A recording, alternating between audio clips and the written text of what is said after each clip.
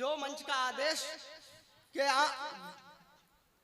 क्या भाई, मैं तुम्हारे सारे माजने जानता हूं, मैं ये भी कर लेता हूं और वो भी कर लेता हूं, और जो तुम नहीं समझ रहे हो मैं वो भी कर लेता हूं।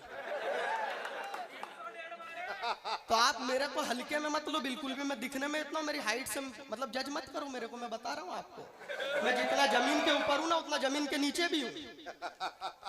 मैं सच बता रहा हूं। मैं तो कॉलेज गया तो पीछे से एक आवाज आई, किसका बच्चा हो गया, मम्मी को बोलो बेटा कॉम्प्लेन पिलाए।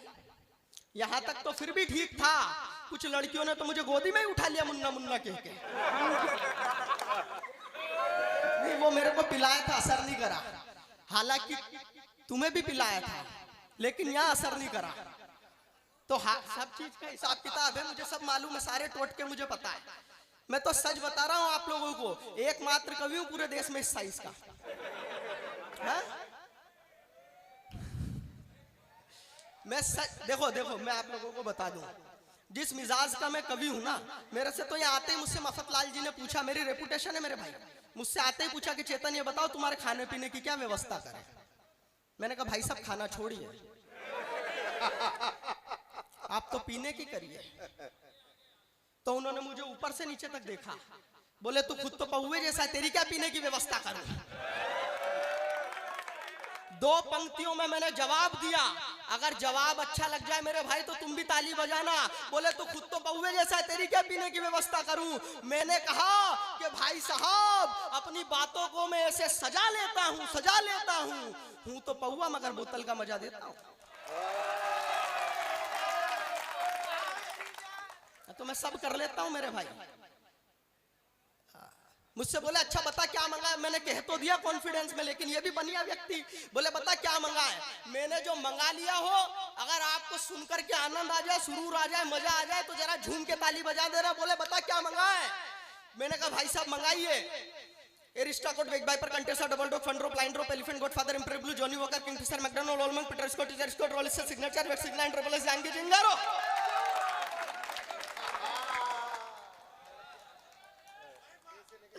वाह क्या, पूरा तो सुन लो, छोड़ के एक गिलास ग्लूकोस, क्योंकि जैसी अपनी हाइट है सारी चीजें अपने को सपोर्ट ही नहीं करती। मैं सच बता रहा हूँ। अच्छा मैं देखो बनिया व्यक्ति, इंदौर का रहने वाला, ज्यादा दिमाग नहीं लगाते सर हम। मुझे मालूम है आप ब्रज वाले हो, अपनी मस्ती में रहने वाले हो, आपको समय रहते बांसुरी बजाना भी आता और समय रहते लठ बजाना भी आता। मैं सब जानता हूँ आपके बारे में, लेकिन मैं भी शुद्ध बनिया मालवा का हूँ। मैं यकीन जानिए मेरी कहीं कोई बात नहीं बन रही थी। मेरे घर के सामने, भाई ये तू एक तो डंडा नीचे रख ले ओ मेरे भाई, मेरे को डर लगता है यार। मैं अभी एक कवि सम्मेलन में गया था, वहाँ ऐसे एक बासाब जो है डंडा लेके कभी इधर से उधर, कभी उधर से इधर, मेरा डर जाता है। सच बता रहा हूँ आपको। तो मैं सच बता रहा था आप लोगों को, मेरे घर के सामने से एक समय पे रोज एक लड़की निकलती थी, तो मैंने लव लेटर लिखा सर, दिल का पूरा हाल लिख डाला, और ऐसे घड़ी मुड़ी करके घर के बाहर वो अपने समय पे आई, उठाई और चली गई। मैंने कहा आ गए अच्छे दिन, अपने लिए इससे ज्यादा अच्छे दिन क्या होंगे। अभी कोई जवाब देगी, लेकिन उसका कोई जवाब नहीं। तो अगले दिन फिर मैंने वही लव लेटर लिखा, वही दिल का पूरा हाल लिख डाला, वही घड़ी मुड़ी करके घर के बाहर वो अपने समय पे फिर आई, उठाई और चली गई। मैंने कहा अब कोई जवाब देगी, उसका कोई जवाब नहीं। तो 3-4 दिन तक मैं यही क्रम चलता रहा, मैं लिखता रहा, फेंकता रहा, वो आती रही, उठाती रही, ले जाती रही, लेकिन उसका कोई जवाब नहीं। तो मेरा दिमाग खराब, मैंने पूरी हिम्मत करी, हिम्मत देखना नौजवान साथियों, मेरी पूरी हिम्मत करी मैंने, पूरी हिम्मत करके उसके घर गया। अरे अभी सुन तो लो, अभी पहुंचा नहीं हूं, रास्ते में हूं। उसके घर गया और उसके पड़ोसी से पूछी, क्योंकि माँ बाप से पूछने की हिम्मत तो मेरे में भी नहीं है, तो मुझे मालूम है कहाँ नुकसान है कहाँ फायदा है। तो मैंने उसके पड़ोसी से पूछी, मैंने कहा भाई साहब आपकी ये पड़ोस वाली लड़की मेरे घर के सामने से रोज निकलती है, मेरा फेंका हुआ लव लेटर भी उठाती है, ये लेके भी जाती है, कोई जवाब नहीं देती, कारण क्या है। उसने जो कारण बताया, अगर कारण वाकई में ठीक ठीक समझ में आ जाए तो आपकी तालियां, आपका ठहाका दोनों उठे। मैंने कहा मेरे घर के सामने से रोज निकलती है, मेरा फेंका हुआ लव लेटर भी उठाती है, लेके भी जाती है, कोई जवाब नहीं देती, कारण क्या है। बोले चेतन तू तो बेवकूफ है, वो तेरा कोई लव लेटर नहीं उठाती, वो तो कचरे वाली है, कचरा उठाती है।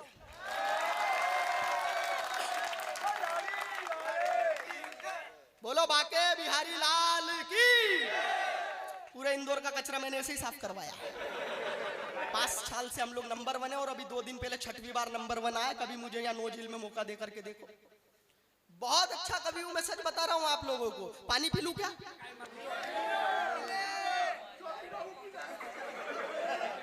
हाँ मुझे मालूम है। हाँ ये 9 झील वाले पौवे को बोतल दे देते हैं। इनके पास तो पूरी झील की झील है, ये लोग तो अपने पर आए तो सब कुछ दे सकते हैं, मैं जानता हूं इन लोगों को। उसमें धक्का भी दे सकते हैं कभी ना जमे तो। नहीं देखो, लेकिन मैं एक्स्ट्रा एडवांस व्यक्ति हूं। मैंने तो इस उम्र में ये शोध कर लिया कि पूरी जिंदगी निकल जाती, इंसान केवल 3 काम करता है। एक भागा दौड़ी, दूसरी हाथा जोड़ी और तीसरी माथा फोड़ी। इसके अलावा कुछ नहीं करता। कवियों को देख लो, सारे के सारे भागा दौड़ी करके यहाँ आ गए। अब हाथा जोड़ी करके ताली वाली बजा के कार्यक्रम जमा रहे, माथा फोड़ी अपनी पेमेंट के टाइम पे। सारे मामले फिक्स है। मैं सच बता रहा, कहीं कोई बात नहीं बन रही थी और बन जाए तो अपनी किस्मत टॉप क्लास। मैं बस में सफर कर रहा था अपनी प्रेमिका के साथ में। अबे तुम्हारी थोड़ी थी, मेरी थी। तुम काहे को होए होए वैसे मजे ले रहे हो। तो मैं सफर कर रहा था, वो खिड़की वाली साइड, मैं खिड़की वाली साइड बैठा हूँ, बगल में बैठी। कंडक्टर आया, बोले ticket ticket ticket madam ticket. उसने पैसे निकाले, बोले दोनों की दे दो। उस कंडक्टर ने उसकी तो फुल टिकट दी,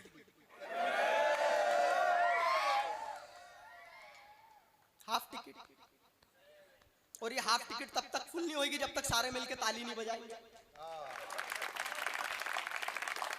और हाफ टिकट तक तो फिर भी ठीक था।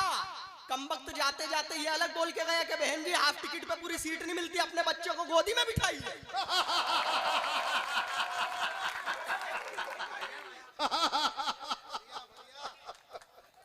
तो अपना मामला वहां फंसा हुआ है।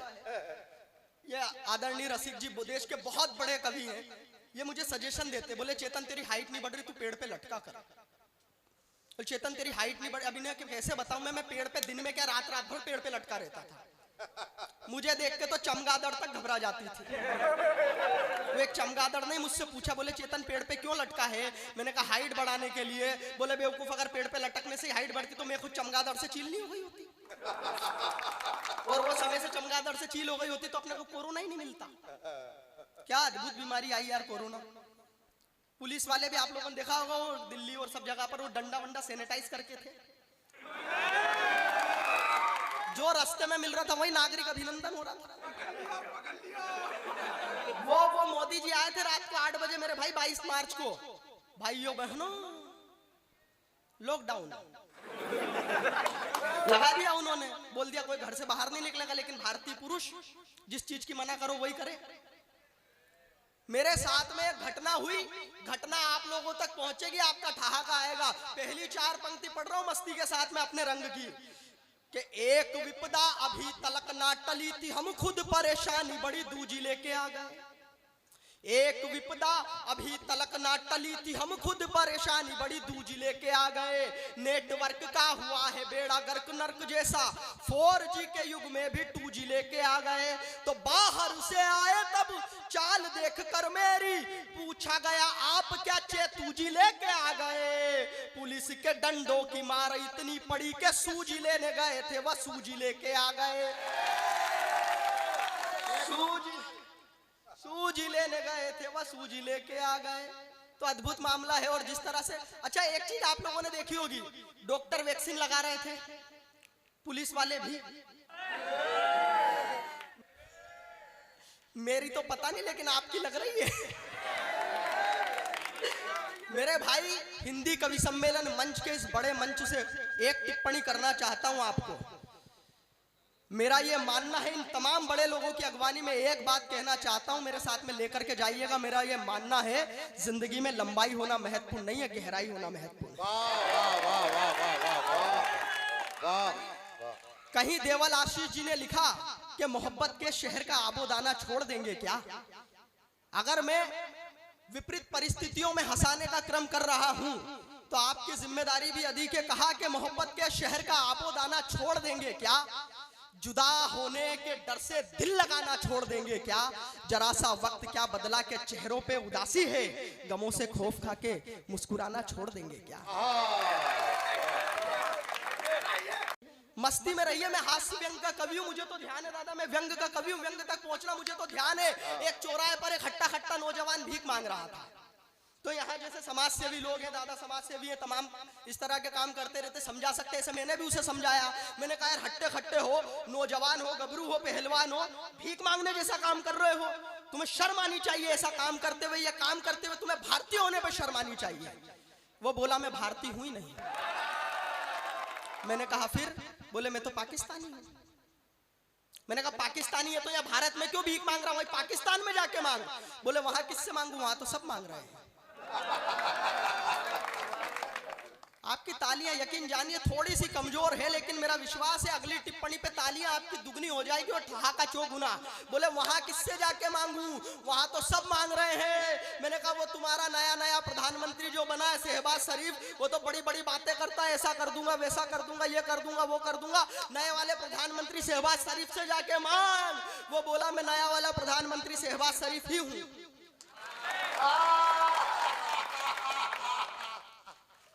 भाई वाह वाह। अद्भुत अद्भुत व्यक्ति है वो साहब। वो एक पत्रकार ने उससे पूछ लिया शहबाज शरीफ से, बोले वो जो पुराने प्रधानमंत्री थे इमरान खान, आप उनसे किन मामलों में बेहतर हो? शहबाज शरीफ ने जो जवाब दिया, जवाब अगर आपको पसंद आ जाए तो आपका ठहाका और तालियां उठनी चाहिए। उन्होंने पूछा पत्रकार ने कि आप पुराने वाले प्रधानमंत्री वजीर आजम पूर्व प्रधानमंत्री इमरान खान से किस मामले में बेहतर हो? शहबाज शरीफ बोला देखो उनकी 3 बीवियां थी, मेरी 6 है। मेरा दुख यह है कि अपने वाले की एक भी नहीं है। बाबूजी आप गजब बैठे हुए हो। ऐसे हमारे यहाँ सुबह 6 बजे बैठते हैं। आपको प्रणाम करता हूं। क्या जिंदा दिली के साथ में आप लोग सुन रहे हैं। बहुत अद्भुत आयोजन हुआ है अब तक। अन्य बड़े कवियों तक भी हमें पहुंचना है। हास्य के लिए आपको कहीं जाने की आवश्यकता नहीं है, केवल आसपास देखिए। मेरा तो एक दोस्त है, अभी हरविंदर पाल जी ने बताया आप लोगों को, मेरा एक दोस्त है दादा राजू हकला। मेरा एक दोस्त है राजू हकला, सर पर बाल नहीं आने की टकला, शक्ल ऐसी के देखते ही डर जाओ। लड़की चाहिए खूबसूरत कोई हो तो बताओ। मैंने कहा यार राजू उम्र आधी होने आई, अब तक कोई प्रेमिका नहीं बनाई। बोले बनाइए ना 3। बोले बनाइए ना 3। एक से एक हसीन, पर हर बार हो जाते थे टन टन टंटे। पहली चली 3 सेकेंड, पहली चली 3 सेकेंड, दूसरी 3 मिनट और तीसरी 3 घंटे। 3 सेकेंड, 3 मिनट और 3 घंटे की प्रेम कहानी बता रहा हूं। एक एक कहानी पे आपका ठहाका उठेगा। 3 सेकेंड की भी प्रेम कहानी हो सकती है। ये चमत्कार केवल कवि ही कर सकता है। अगर आप तक बात पहुंचे तो आपकी तालियां उठाइएगा। गोली चली 3 सेकेंड, दूसरी 3 मिनट, तीसरी 3 घंटे। मैंने कहा 3 सेकेंड कैसे? बोला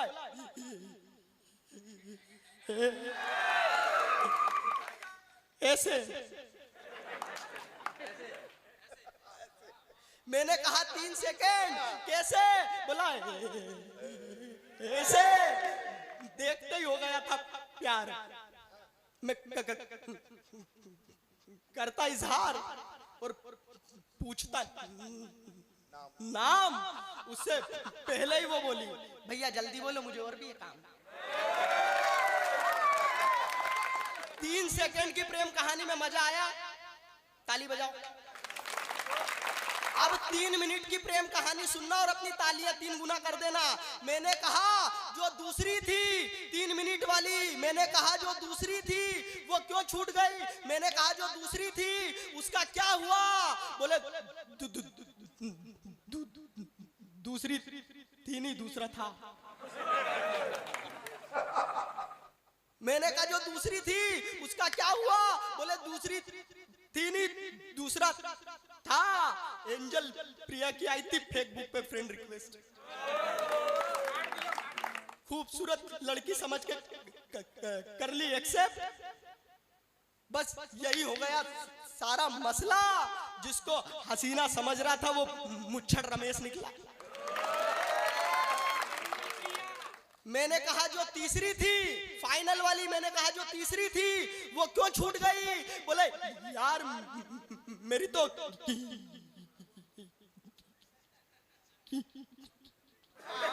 किस्मत ही फूट गई।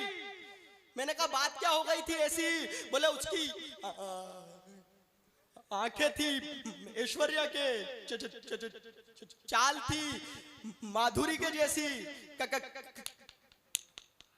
कटरीना सी खूबसूरत नजर आती थी, पर क्या बताऊं यार, वो बोलते समय हकलाती थी।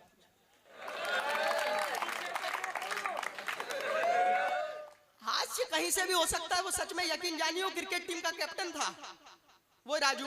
वो एम्पायर के पास चला गया टॉस उछालने के लिए। एम्पायर ने बोला बोल मांग हेड या टेल, बोला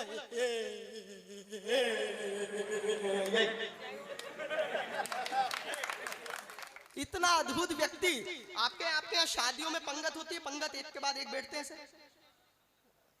बहुत अटेंड करिए यार तुमने। वो भी आया था उसने वो पूरी के धामा उठाया, पूरी का, बोले पू पू पू पू पू, 6 लोग छोड़ दिए। सब्जी उठा लाया, बोले फिर 6 लोग छोड़ दिए। मैंने उसको बुलाया, मैंने कहा इधर आ यार, गुलाब जामुन का मत लाना, नहीं तो। अद्भुत ही मामला है। जरा एक बार ताली वाली बजाइए।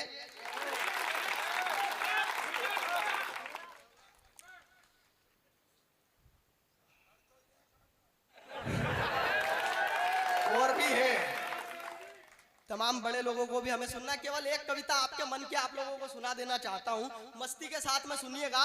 कोई लड़की मुझसे नजर उठा के बात नहीं कर पाती,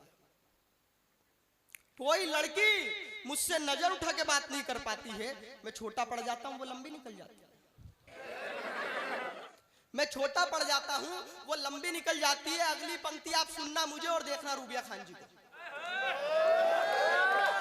मैं छोटा पड़ जाता हूं, वो लंबी निकल जाती है, और हाय रे मेरी किस्मत मुझे कितना सताती है। कोई अपनी हाइट की मिले तो उम्र बड़ी बताती है।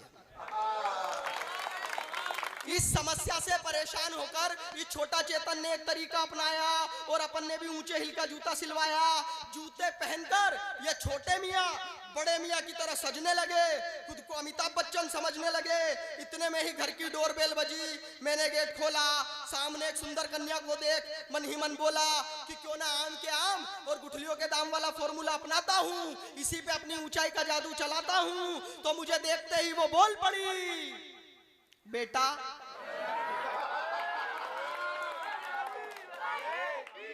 बेटा अंदर से मम्मी को बुलाइए, बेटा अंदर से मम्मी को बुलाइए।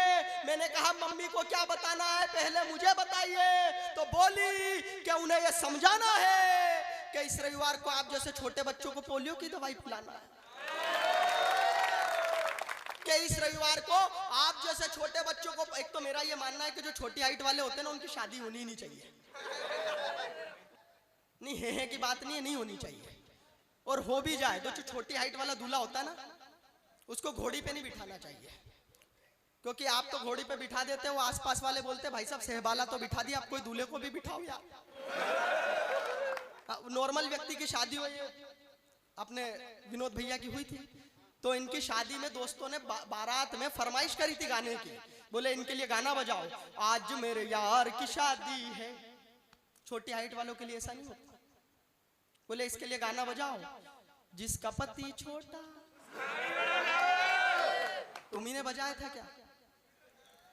फिर रिमिक्स चालू कर देते, बोले दूसरा लगाओ, छोटा बच्चा जान के ना कोई आंख दिखाना रे, टिपी टिपी टॉप टॉप। अच्छा बारात आगे बढ़ती है, वो शादी में एक कैरेक्टर होती है साली, आधी घर वाली, जूते चुरा ले जाती है। ये विनोद भैया के चुराए थे, तो इन्हें नेग दिया, तो उसने जूते दिए। आप जैसा सोच रहे हो वैसे नहीं दिए, वापस किए। छोटी हाइट वाले यहाँ टेंशन नहीं लेते, सामने से बुलाते हैं साली को, मैडम इधर आओ। जूते चुरा के लेके गई ना, वो तो लाइटों वाले, सिटी वाले तो अभी भी मेरे पास। बहुत बारीक बात थी, कुछ लोगों को कल तक समझ में आएगी। बस एक दिक्कत होती है, फेरे के टाइम पे पुलिस पकड़ ले जाती है। बोले बाल विवाह करवा रहे थे ये, वो पुलिस स्टेशन में थाने में शादी होती है, विदाई के टाइम पे पता ही नहीं चलता विदाई करवा के ला रहा है कि रिहाई करवा के ला रहा है। शुभ मंगल सावधान विवाह संपन्न हो गया, असली सीन तो अब बनता है। सब अपने कमरे में, जैसा आप सोच रहे हो वैसा कुछ भी नहीं है, वो कुंदी ऊपर होती है।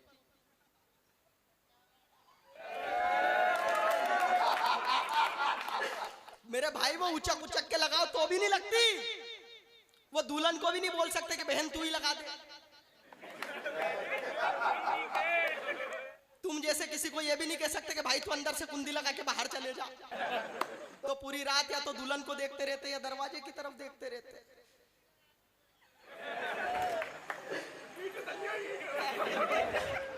यार तुम लोग अद्भुत हो, मतलब गजब के टाइपराइटर जैसे हो, मारो कहीं लगे वहीं।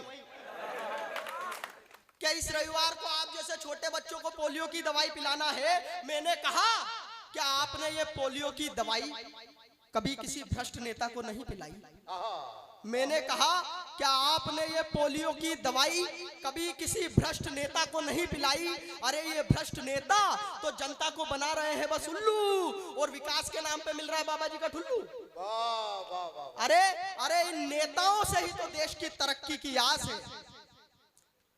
नोझिल वालों, मेरी एक पंक्ति की लाज रख लेना। अब तक आपकी तमाम मस्खरी बातों को मैंने सहा है, लेकिन एक टिप्पणी में अगर देश की स्थिति का आईना आपके सामने रख दिया हो तो आपके आशीर्वाद की तालियां मिले। अंजुम रहबर जी कहती है कि अपने जख्मों को भी आईना बनाया हमने, आपको हंसता हुआ चेहरा दिखाने के लिए। इतना आसान नहीं होता खुद का तमाशा करना, कलेजा चाहिए जमाने को हंसाने के लिए। जितनी तालियां आपकी इस बात पर बजी, इसकी दुगनी तालियां अगली बात पर बजनी चाहिए। अगर एक पंक्ति में अपने आप पर व्यंग करते हुए इस देश की स्थिति का आईना आपके सामने रख दिया हो तो पीछे तक के हाथ, पीछे तक के लोगों के हाथ हवा में लहरते दिखे कि अरे अरे इन नेताओं से ही तो देश की तरक्की की आस है। अब बताना नोझिल वालों, अरे इन नेताओं से ही तो देश की तरक्की की आस है। पर मेरी ही तरह इस देश की उम्र तो बड़ी और रुक गया विकास।